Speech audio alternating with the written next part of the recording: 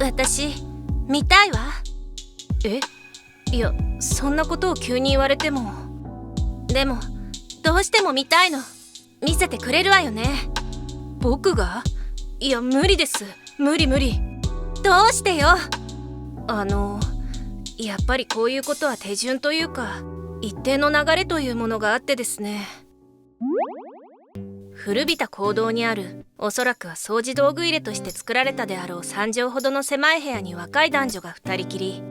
何やら生めかしい雰囲気を感じなくもないが、この時の僕は蛇に睨まれたカエルのようなものだった。目の前には我が校のマドンナ、五関カノレン。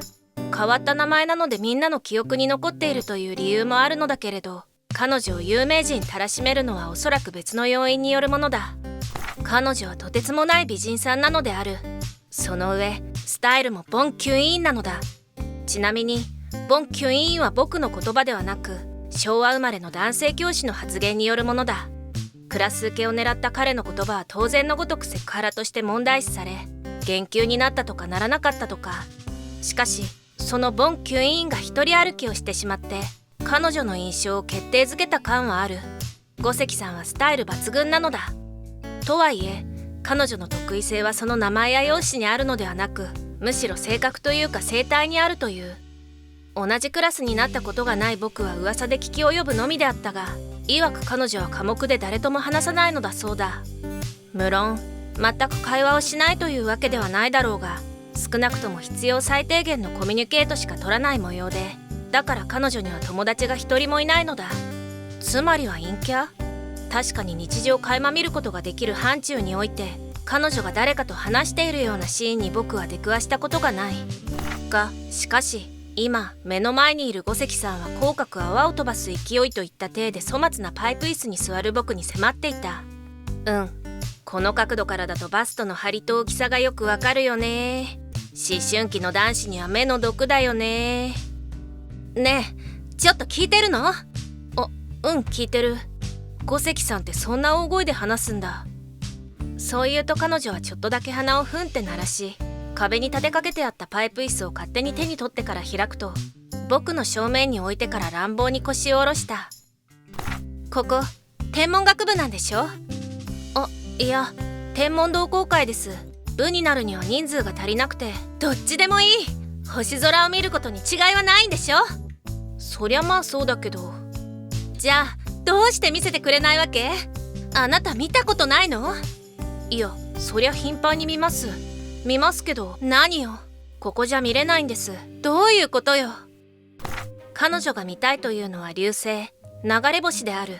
知っている人は知っていると思うが、流れ星なんてものは特別に珍しいものではない。季節さえ外さなければほぼ確実に見ることができる。ただしそれなりに整った環境での話である。都会の明るさとよどんだ空の中で見るのは至難の業だ。というか見えない。少なくとも僕は今住んでいるこの町で流れ星を見たことがない。つまりここいらで流れ星を見るのは無理なんだ。じゃあどこなら見えるのよ。まあ開けた山とか高原とか、都会から離れた島だとか半島だとか。あなたはそこへ行って見てるわけね。じゃあ私も連れてって。は？何よ、連れてってくれるくらいいいじゃない。ほう、簡単に言ってくれるが、あんた天体観測をなめるんじゃねえよ。なんて短歌を切ってみたくもなったが、僕のキャラじゃないのでやめておく。この手合いに逆らうと面倒ごとになると相場は決まっているのだ。ですね、行くのは山や島ですから、パッと行って帰ってくるというわけにはいかないんです。要は泊まりになるんです。別にホテルに泊まるんじゃなくて野宿なんでしょ？ホテルよりも野宿を是とする女子高生もなかなかにヤバいと思うが、話はそう単純ではない。そりゃ星を見なくちゃいけないんでアウトドアになるんだけど、早い話キャンプってことです。何の装備もなく行けるわけじゃないんで。つまり道具が必要ってこと？まあテントと寝袋は必須です。それを聞くと彼女は短足した。そうなんだ。なんだか落ち込んだ様子で、傍から見ればまるで僕が悪者である。どうして見たいの？流れ星を。あなたに説明する必要はない。うわ、何？その上から目線、人に頼み事をする態度じゃないよね。カチンときた僕はそれっきり口をつぐみ、彼女は諦めたように部屋を去るのだった。それが僕と五関カノレンとの開口だった。先月の話だ。とはいえ僕が彼女と接することは二度とないだろう。何せ彼女は我が校が誇るクールビューティーマドンナなのだ。あのボンキュイーンが二度と拝めないのは惜しいような気もするが、人には部というものがある。だからこれが唯一二人の接点のはずだった。帰宅中、地下鉄の駅でエスカレーターに乗って地上に出るタイミングだった。どっかでカメラのシャッター音が鳴ったなと思った瞬間、唐突に数列前にいた女性がきっとこちらに振り返って睨みつけた。タイミングが悪いことにその時僕はスマホを上に向けて持っていた。なぜ上に向けて持っていたかというと、アプリで VR の今日の天体図を見ていたからだ。何事かと驚いていると、終点で待ち構えていた女はエスカレーターを降りたばかりの僕の腕を掴んで声を張り上げた。あんた今盗撮したでしょ。は？無論僕はそんなことしてはいないのだけれど、見ず知らずの女性から突然そんなことを言われて大いに動揺した。動揺は態度に出る、つまり挙動不審な雰囲気になってしまったのだ。そうしてますます嫌疑の目を向ける女性。いやさ、どう見ても僕のスマホ天井を向いていたよね。あんたになんか向けてなかったよね。なんて言っても通じないだろうな。僕があわあわしていると、後ろでまた別の女性の声がした。この人じゃないわ、あっちよ。僕の背後から腕が伸びて数メートル前を行く男性を指さした。確かエスカレーターでは僕の斜め前にいた男だ。不穏な空気を察した男がこちらに振り返る。そうして自分が指さされていることを知った瞬間、駆け出した。なんだかよくわからない状況ではあったけれど、ここで男に逃げられたら我が身が危うくなると瞬時に察した僕は持っていたカバンを男に向かって投げた。投げたカバンはうまいこと足に当たって男は転倒。周囲の人たちに差し押さえられて御用となったのだった。おかげで僕への嫌疑は晴れた。ただし僕を疑った女性からは一言の礼も謝罪もないままだ。なぜなら彼女は真犯人を問い詰めることに全集中していたからである。しかしともあれ助かった。盗撮の冤罪なんて疑われた時点で罪だもんな。写真を消されたとか言われたら自分では無罪の証明なんてほぼ無理だ。僕は感謝の気持ちを持って真犯人を指摘してくれた人物の方に振り返った。そしてそこにいたのはあの五関カノレンだったのである。ありがとう。助かったよ。礼には及ばないわ。お礼にと誘ったドーナツショップで2個目のドーナツを頬張りながら彼女は言った。キャラにはそぐわない見事な食べっぷりである。学校では猫でもかぶっているというのか。なんというか普段の五関さんとちょっと印象が違うよね。どういうことかしら。もうちょっと寡黙な人だと思ってたんだけど、はためには深層の令嬢という雰囲気だったと思うのだけれど。学校での話したくもないのに無理して話す必要があるのかしら。そりゃまあそうなんだけど、こんなにぶっちゃけたキャラだったの？いや、口を開こうが開く前が彼女の容姿は可憐だし、お嬢様オーラが著しいのではあるが。それで流れ星は見れたの？いいえ、見に行けないんだから見られるわけないわ。ああ、そりゃそうだよね。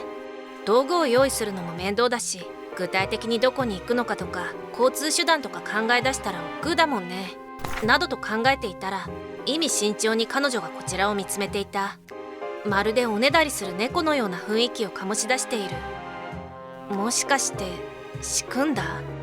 人聞きの悪いことを言わないでちょうだい。たまたまあなたを見かけたんで、ちょっと後をつけてみただけよ。似たようなものである。どうして？ほら、何かボロを出したところを押さえて弱みを握ってしまえば、より有利にあなたとお近づきになれるじゃない。恩を売るって発想はなかったけど、これはこれでありね。ラッキーだったわ。すごいな。人の弱みにつけ込むことも含めて包み隠さず全部話しちゃうんだ。つまりどうしても流れ星の件を何とかしてほしいと？あれからいろいろと当たったけれど、あなたの他に頼れそうな人がいないんだもの。はあ、どうしてそんなに見たいの？ってのは答えられないんだっけ？答えられないのではなく答えたくないのよ。違いがわからん。例えばあなた初対面の人に自分の性癖って答えられる？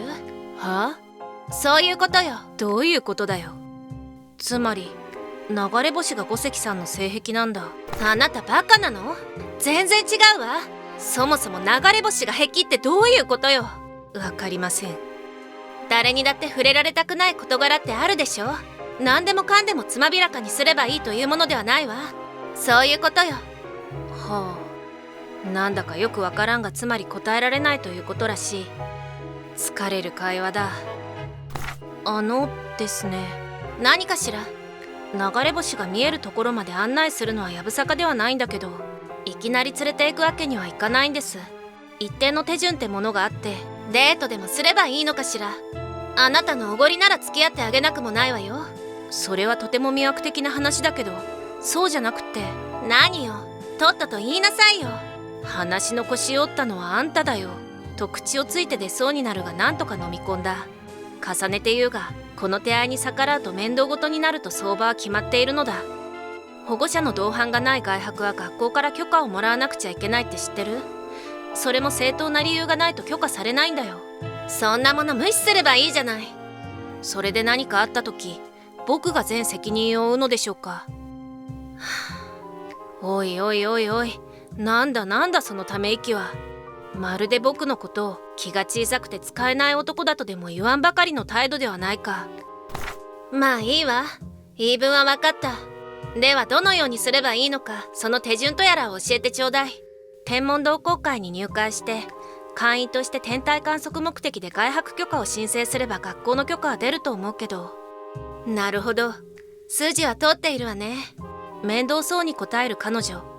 こうしてたった一人だった我が天文同好会に新しい会員を迎え入れることとなったのである。続く。